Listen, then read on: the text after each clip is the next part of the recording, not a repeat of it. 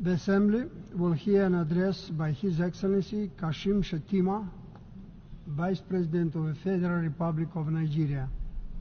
I request protocol to escort His Excellency and invite him to address the Assembly.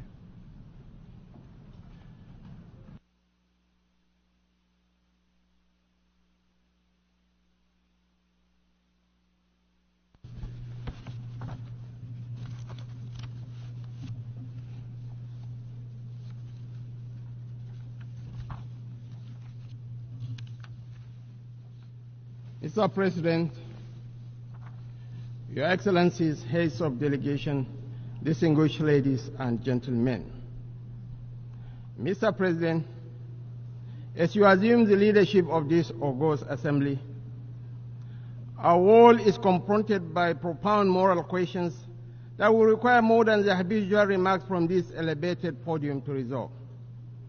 These are questions about the ultimate purpose of our organization, the United Nations itself, and how it can remain relevant and resilient. It is with this sentiment that I convey to you the warm and fraternal greetings of my countrymen and women, and to congratulate you on your assumption of the presidency of this assembly. Let me assure you of the full cooperation of my delegation in discharging your honorable responsibilities during your tenure.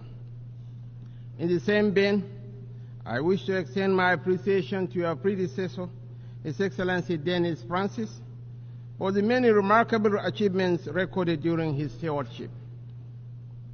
It gives me particular pleasure to commend His Excellency Antonio Guterres, the Secretary General of the United Nations, for his commitment to the cause of peace and development and the democratization of the United Nations to reflect the need to correct the historic injustice that has been done to Africa. I am also delighted to note the steadfast support given to the Secretary General by our own sister and compatriot, Amina Mohammed, Deputy Secretary General, while sharing the burden of leadership and responsibility in leading a complex organization like the United Nations. Mr. President, the theme of this year's General Assembly leaves us in no doubt that there is still work to be done to bridge the gap between the aspirations and the realities confronting our world today. It also underscores the need to remind ourselves that the United Nations stands for inclusiveness, anchored on the tripod of peace, sustainable development, and human rights. Today, these pillars of our organization are threatened. They risk being broken by the relentless pursuit of individual national priorities rather than the collective needs of the nations that are assembled here today. While commitment to multilateralism offers us the surest guarantee of global action to address the existential challenges we face, singularity and nationalism are undermining the aspirations towards a peaceful and collective resolution of such challenges. From last year's summit, and indeed from previous years, we have carried over the numerous challenges of terrorism, armed conflict, inequality, poverty, racial discrimination, human rights abuses, food crisis, hunger, irregular migration, piracy, global pandemics, hyperinflation, nuclear proliferation, grinding debt burden, climate change, and a host of other vexations. The continued manifestations of these challenges testifies to our failings rather than to any lofty achievements on our part.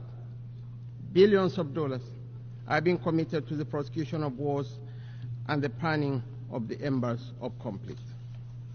Yet, we always recoil from bringing out the resources we need to build peace and to deliver life's necessities to people. The question of governance is at the heart of our problems and also the solution to them. We recognize this in Nigeria when on 12th June this year, we celebrated a quarter of a century of unbroken democratic rule.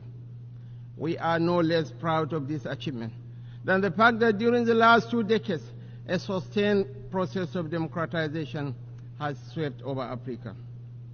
However, the return of unconstitutional changes of government and forceful military takeovers in some countries of the Sahel underscore the fragility of democracy when it is not backed by economic development and sustained peace and security. It is this fragility, rather than the milestone that democratic governance has achieved in Africa, that should matter most in our deliberations at this and other high-level segments of the 79th session of the General Assembly. While we are for all possible changes of government, we can also recognize the impatience in cities and villages as a sometimes slow and grinding turn of the wheel of democracy. Our people need employment. They need decent livelihoods. They desire good and affordable education and health care for their children and families. They need to live in healthy, safe, and secure environments. They need hope, and they need opportunity. They desire to live in peace and tranquility, to pursue whatever gives them happiness and contentment. When governments fail to deliver, the people are bound to question the utility of democracy and other ideals like rule of law. The global debt burden undermines the capacity of countries and governments to meet the needs of their citizens. Creeping trade barriers and protectionist policies are destroying the hopes for prosperity of peoples and nations. Unbridled competition, rather than cooperation, is discouraging incentives driving away investment. Above all, insecurity is driving people into unprecedented hardship and misery that in turn affect the people's confidence in democracy. It is the duty of the international community to bring back confidence in democratic rule and constitutional order by paying more attention to the needs and aspirations of the people, rather than paying lip service to human rights, sustainable development, and peace. We need the sustenance of democracy, not just the form. We cannot build durable societies with the threats of terrorism, banditry, and insurgency growing in our countries and regions. Indeed, violent extremism remains an existential threat to both national and international peace, security, and development. We are making concerted efforts to contain and roll back this threat. The high-level African counter-terrorism meeting hosted by Nigeria in April 2024 and its outcome, the Abuja Declaration, promises to provide solutions to the challenges presented by terrorists and insurgents. Your Excellencies, distinguished ladies and gentlemen, climate change is a driver of insecurity, which also poses a veritable challenge to sustainable development. A few weeks ago, large areas of my country were inundated by seasonal flood waters, including one of our largest cities, Maiduguri, in the northeast. Other parts of Nigeria also experienced similar tragedies, occasioning the loss of lives and property. We need not remind ourselves to remain faithful to the implementation of the commitments that we all gave voluntarily at the various COP meetings. Failure to do so is merely to postpone the inevitable. No country is immune from the effects of climate change. It is better that we cooperate and collaborate to meet this ever-increasing challenge, rather than remaining in our shells, waiting for the inevitable to happen. A common challenge requires a common solution. Nigeria stands ready to meet our obligations in terms of mitigation and adaptation measures nationally and regionally, with the active participation of other countries and international partners. Mr. President, conflict resolution is the main reason why the UN exists, but the task of prevention becomes all the more difficult when conflict becomes normalized, when even the condemnation of violence and civilian casualties and calls for a ceasefire are somehow regarded as controversial. As we emphasize at the Abuja high-level ministerial meeting, we must renew our focus on conflict prevention. Indeed, addressing the root causes of conflict is often the first step towards providing long-term solutions. Clearly, some of the root causes of conflicts are social in nature, including poverty, hunger, ignorance, inequality, and exclusion, as well as other forms of injustice. In the Sudan, other parts of our continent, and further afield, foreign actors are exacerbating these tensions to prolong conflict and deepen the suffering of innocent people. Today, we are all witnesses to the heart-wrenching situation in Gaza and other Palestinian territories. We cannot discuss war and peace, conflicts and resolution, or humanitarian imperatives today without reflecting on the Israeli-Palestinian conflict that has been raging since 7th August last year. Of course, the conflict predates this period and has been simmering for a better part of half a century. What it tells us is that the international community has failed to live up to the spirit and aspirations of the United Nations to rid the world of inequality, violence, and domination of one people by another. Justice is antithetical to revenge. Freedom is an inalienable right and a natural entitlement that cannot be denied to any people. The Palestinian people deserve their independence. They deserve to have a home of their own in territories already recognized by this very assembly and by international law, which is being routinely ignored. Nigeria continues to urge efforts to bring back on track the two-state solution that offers the prospect for a new beginning for the region. Nigeria reaffirms to supporting United Nations peacekeeping operations.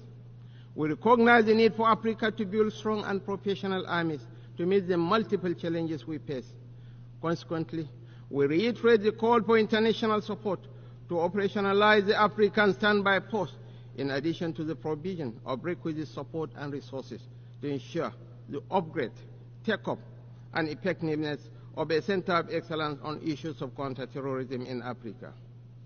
Mr. President, reform of the Security Council is critical if the UN is to strengthen its relevance and credibility in our rapidly changing world.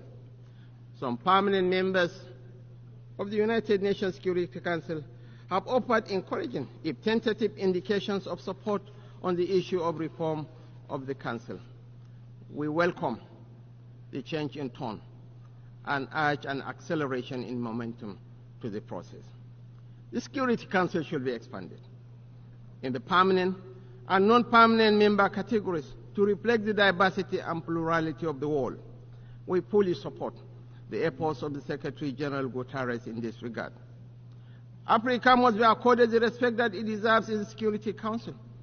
Our continent deserves a place in the permanent members category of the Security Council with the same rights and responsibilities as other permanent members. Mr. President, your assumption of the stewardship of the General Assembly presupposes that you will be seized with the progress of the implementation of the UN's Sustainable Development Goals. We note that most developing countries are significantly lagging behind in the achievement of these goals, largely due to a lack of resources available to finance their implementation and the burden of unsustainable external debt. It is our expectation that the adoption of the Pact of the Future for the future will change the narrative, reposition economies, and translate into concrete measures that provide solutions to the challenges faced by developing and least developed countries. This is particularly significant in our region and the Sahel, where human development indices are low and depressing. It is for this reason that we reiterate the call by countries, especially of the Global South, for reform of the international financial architecture and promotion of a rules-based, non-discriminatory, open, fair, inclusive, equitable, and transparent multilateral trading system. We are aware of the debilitating impacts of corruption on global prosperity and national progress. Process of corruption and illicit financial flows constitute a huge chunk of resources needed for sustainable development. The recovery and return of such funds to states of origin is a fundamental principle of the United Nations Convention Against Corruption. Therefore, the international community must promote practical measures to strengthen international cooperation to recover and return stolen assets and to eradicate safe havens that facilitate illicit flows of funds from developing countries to the developed economies. There is also the urgent need to promote fair and inclusive tax regimes in the world. Nigeria helped introduce the resolution on promotion of inclusive and effective international tax cooperation at the UN. We acknowledge the progress made in the adoption of the terms of reference of the UN Framework Convention on Tax Cooperation.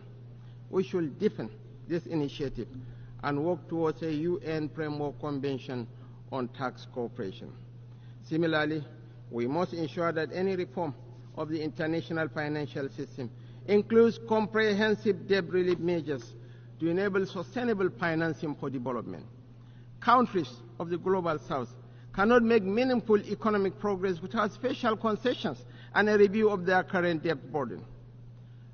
The present administration pays due regard to the imperatives of creating a conducive national environment for investment and the ease of doing business.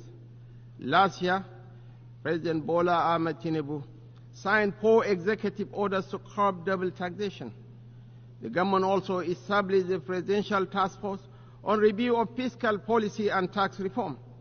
These measures are geared towards not only boosting investor confidence in Nigeria, but also to ensure investors make reasonable profit from their investments. Mr. President, Your Excellencies, distinguished ladies and gentlemen, while the world is transitioning into the 4th industrial revolution, Africa remains energy deficient. The push for the accelerated implementation of SDG 7, affordable and clean energy, therefore, must take into account Africa's precarious situation. Nigeria believes that natural gas remains central to the search for solutions to the energy challenges that Africa and the international community face. Access to affordable, reliable, cleaner sources of energy is more than an environmental or developmental issue. It is a key factor in social peace and international security. Mr. President, Nigeria remains unwavering in its commitment to SDG 13, climate action, including the net zero ambition and transition from fossil fuel energy to clean energy. As a demonstration of this commitment, the government established the Presidential Committee on Climate Action and Green Economy Solutions and appointed a special presidential envoy on climate action. We will redouble our efforts to address the challenges posed by climate change, including the urgent need to transition from fossil fuel energy. Yet, such commitments must be juxtaposed with the principle of common but differentiated responsibilities and the relevant provisions of the Paris Climate Agreement back in 2015. The Paris Agreement provided for developed countries to take the lead in the quest to achieve net zero and to offer support, including finance, to developing countries for the actualization of the climate change goal. Worthy of note is the loss and damage funding for vulnerable countries secured at COP27 in Egypt and expanded in COP28 in the United Arab Emirates. It is our expectation that this year's 79th session of the UN General Assembly and the upcoming COP29 in Azerbaijan this November will go a step further by providing developing countries, especially African countries, with access to the loss and damage funds, including the $100 billion pledged by developed countries to mitigate the negative impacts of climate change. Mr. President, in this age of digital innovation, we must address the emerging divide between the global south and the global north, which, with the evolution of artificial intelligence, risks becoming wider still. The UN should work towards eliminating barriers to digital economy in Africa, such as high cost of internet services and intellectual property rights. More so, there is a need to work towards common global standards to regulate cryptocurrency trading platforms. This is the most effective way to provide confidence in these markets and limit the potential for instability. Our own experience in Nigeria, as in other countries, shows that new technologies, when not properly regulated, can facilitate organized crime, violent extremism, and human trafficking. In our own case, the trading of cryptocurrency helped fuel speculation and undermine macroeconomic reforms. Separately, we have also witnessed in rich and poor countries alike the corrosive impact of unfiltered hate speech and fake news across social media. There is much more that we could and should do together to strengthen those guardrails that will help release the most progressive elements of the new technologies shaping our world and curb those more destructive tendencies. Mr. President, we are particularly mindful of the imperatives of achieving the advancement of youth and women as a factor in national development, peace, and security. Nigeria has developed its own national action plan on women and security, as well as a national action plan on youth, peace, and security to ensure the participation of both women and youth in the peace and security sector. The Summit of the Future cannot be deemed successful without setting clear, ambitious, and achievable developmental goals to address the various challenges facing our youth. In line with this aspiration, the Nigerian government will continue to invest in Nigerian youth through initiatives like the revitalization of the National Youth Investment Fund for 2024, focused on youth employment and entrepreneurship.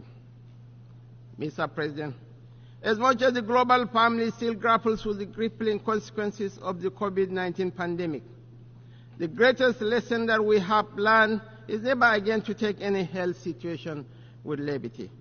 In line with SDG 3, we must continue to work together to ensure the good health and well-being of all. There is no disease that should be relegated to the background due to some perceived classification of their seriousness or importance. Mr. President, migration is a complex and polarizing issue that impacts on rich and poor countries alike. Nigeria is a country of origin, transit, and destination. We are a major stakeholder in the global migration dynamic and understand the challenges and benefits it brings. Accordingly, I wish to reiterate our support for the Global Compact for Safe, Orderly, and Regular Migration, GCM. The GCM, which all of us should continue to support, represents our collective efforts at providing major safeguards for the treatment of migrants. Mr. President, I will conclude by reaffirming Nigeria's steadfast commitment to the deepening of multilateralism, just as we did 65 years ago on this podium when we joined the United Nations as the 99th member state. We remain committed to that desire to remain friendly with all nations and participate actively in the works of the United Nations, as expressed by our founding Prime Minister, Sir Abubakar Tafawa Balewa. It is my hope that our deliberations this year will result in solutions that will address our collective challenges and accelerate the attainment of the Sustainable Development Goals, as well as the advancement of peace and human dignity for the sake of present and future generations. I thank you all. On behalf of the Assembly, I wish to thank the Vice President of the Federal Republic of Nigeria.